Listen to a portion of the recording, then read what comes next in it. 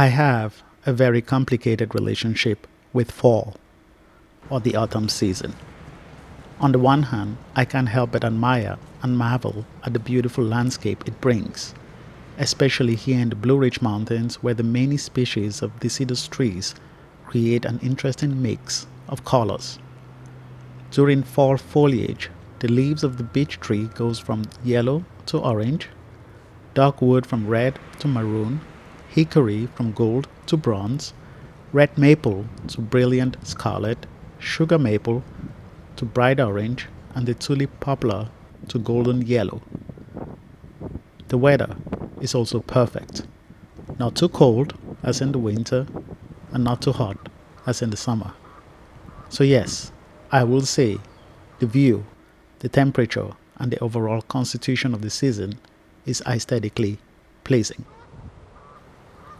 But on the other hand, this time of year is also when I struggle most with what philosophers often refer to as an existential crisis. By that, they mean those moments when an individual is tortured by questions regarding the meaning, purpose, and or value of his or her life. The old age questions of why are we here, what's our purpose, is one that has always boggled the human consciousness. Now the wind scatters the old leaves across the earth. Now the living timber bursts with the new buds and spring comes round again. And so with men, as one generation comes to life, another dies away. Homer, in his epic poem The Iliad, written in the 8th century BC, makes numerous references on this theme of life, fate, purpose, and death. Any moment might be our last. Everything is more beautiful because we are doomed. You will never be lovelier than you are now. We will never be here again. Let me not then die ingloriously and without a struggle, but let me first do some great thing that shall be told among men hereafter. Now, there is a whole branch of philosophy known as existentialism that tries to tackle these meaning of life questions.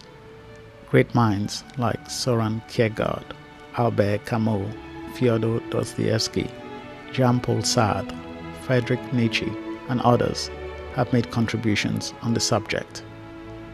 For me, these questions of life, purpose, and meaning is one of those wretched topics that resurfaces periodically throughout the year, but intensifies during the fall season with negative consequences to my mental and emotional well-being. I lose appetite, I'm restless, while simultaneously having little or no energy to focus. Even the most mundane task takes twice as long to complete, and upon completion, I'm totally drained. I suffer from what scientists and mental health professionals refer to as SAD, S-A-D, which stands for Seasonal Affective Disorder. It's a condition in which normally healthy people start experiencing symptoms of depression at the same time each year. In my case, it's like clockwork, beginning of November through the beginning of February.